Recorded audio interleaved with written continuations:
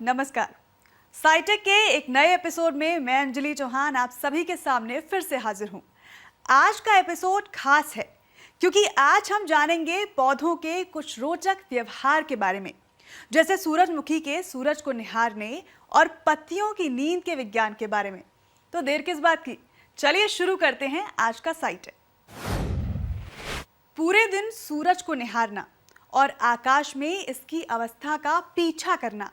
सूरजमुखी का फूल किसी टेबल फैन से कम नहीं होता, लेकिन इसका ये व्यवहार काफी ज्यादा हैरान भी करता है कि आखिर ऐसा होता कैसे है। तो चलिए आज इसी के विज्ञान को समझते हैं।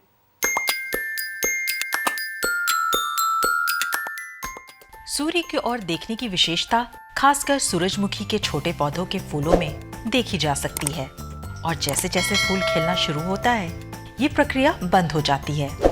आकाश में सूरज की अवस्था का अनुसरण करने वाले फूलों के इस रोचक व्यवहार को हेलियोट्रोपिज्म कहते हैं। मानव की तरह पौधों की भी अपनी इंटरनल क्लॉक यानी कि आंतरिक घड़ी होती है, जिसे सर्केडियन रिदम कहा जाता है।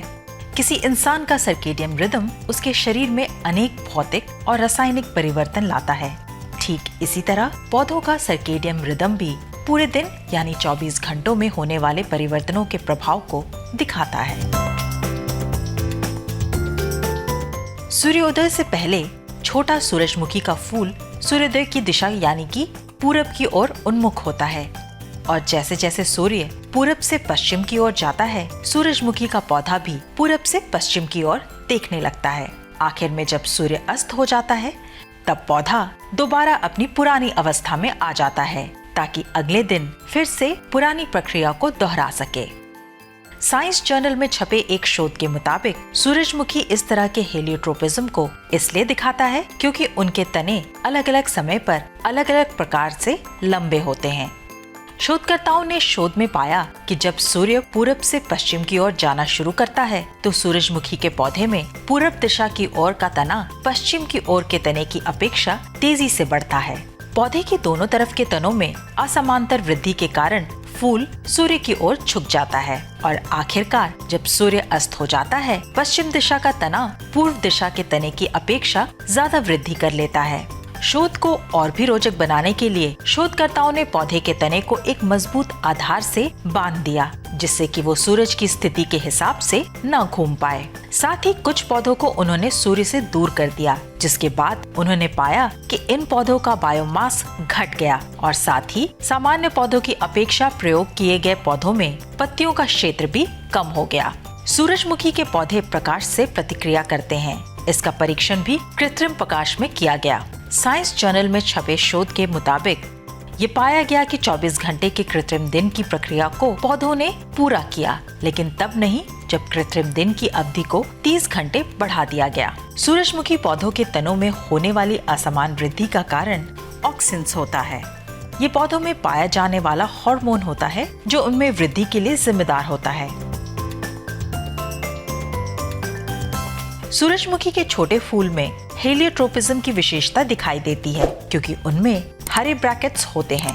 ये ऐसी पत्तियां होती हैं जो फूलों के नीचे स्थित होती हैं और सूर्य की ओर उन्मुख होती हैं। इस अवस्था में फूल का सूर्य की अवस्था को पीछा करने का मुख्य कारण ज्यादा से ज्यादा प्रकाश संश्लेषण करना होता है। सूरजमुखी के हर पौधे के तने पर सिर्फ एक फूल होता है, इसलिए परागण के दौरान प्रजनन का एक ही साधन होता है, और वो है कीट।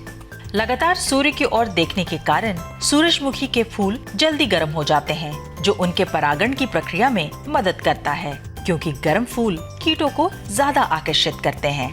अब जैसा कि फूल हमेशा सूर्य की ओर देखता है, ये कीटों को भी स्पष्ट रूप से दिखाई देता है।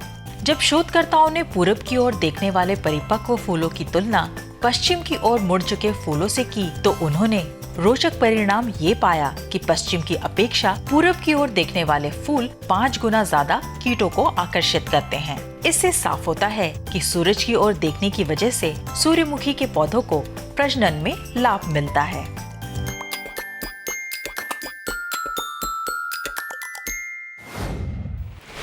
मनुष्यों और पशुओं में दिन रात के हिसाब से गतिविधियां और आराम या नींद का चक्र तो हम देखते ही हैं, लेकिन क्या पौधों में ऐसा कुछ होता है?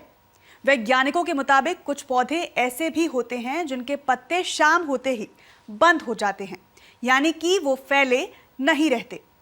पौधों में इस व्यवहार को निक्टिनास्टी कहा जाता है। आइए जानते हैं विस्तार से कि क्या है पौधों का ये व्यवहार। यदि आप शाम को किसी बाग में जाते हैं तो आप देखेंगे कि कुछ पौधों की पत्तियां दिन ढलते ही बंद हो जाती हैं, यानी वो फैली नहीं रहती, मानो पत्तियां एक लंबे दिन के दौरान प्रकाश संश्लेषण की प्रक्रिया की थकान के बाद उनिंदी हों। वैज्ञानिकों के मुताबिक पौधे जो रात के समय पत्तियों को बंद कर लेते हैं, वो एक विकास से प्रेरित व्यवहार को दिखा रहे हैं, जिसे निक्टिनास्टी कहते हैं। निक्टिनास्टी व्यवहार को अपनाने वाले पौधे जानते हैं कि कब उन्हें सिकुड़ना है और कब खिलना है। ये संभव होता है फाइटोक्रोम से। फाइटोक्रोम एक नीला हरा रंग का पिगमेंट है जो प्रकाश के अवशोषण से जुड़ा है।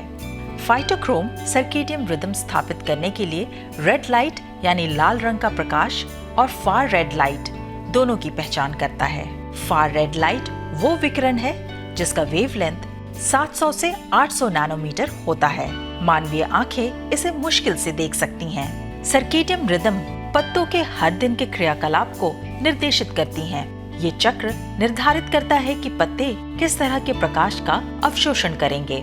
दिन में लाल रंग का प्रकाश प्रचुरता में उपलब्ध रहता है, जबकि फार रेड लाइट दिन के ढलान के समय मौजूद रहता है। चूँकि पौधों में मांसपेशियां नहीं होती हैं, वे अपने पत्तों को धकेलने या प्रेरित करने के लिए पल्विनस पर भरोसा करती हैं। पल्विनस पत्तियों के आधार पर गद्दीनुमा फुलाव होता है और मोटर ऑर्गन के रूप में काम करता है। ये सभी पौधों में नहीं होता है, केवल कुछ खास पौधों और संवेदी पौधों में होता है। पल्विनस कोशिकाएं अपने फैलाव और सिकुड़न के माध्यम से पौधों की पत्तियों में गति पैदा करती हैं। इसके पीछे हाइड्रोस्टैटिक दबाव काम करता है।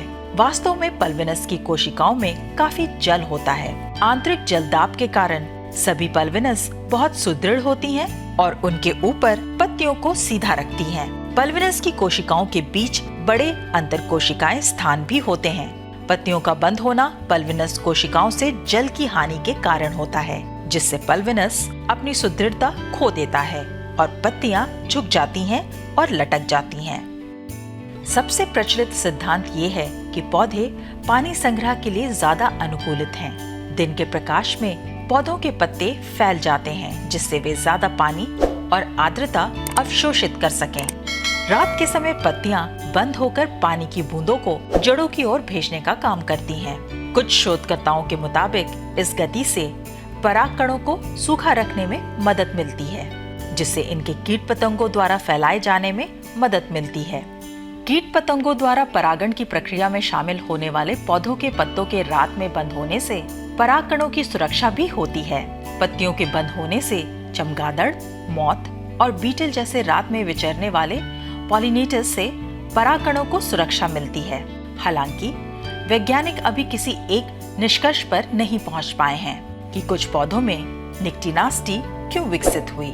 जो भी हो, ये पौधों के विकास और जीवित रहने के लिए जरूरी है।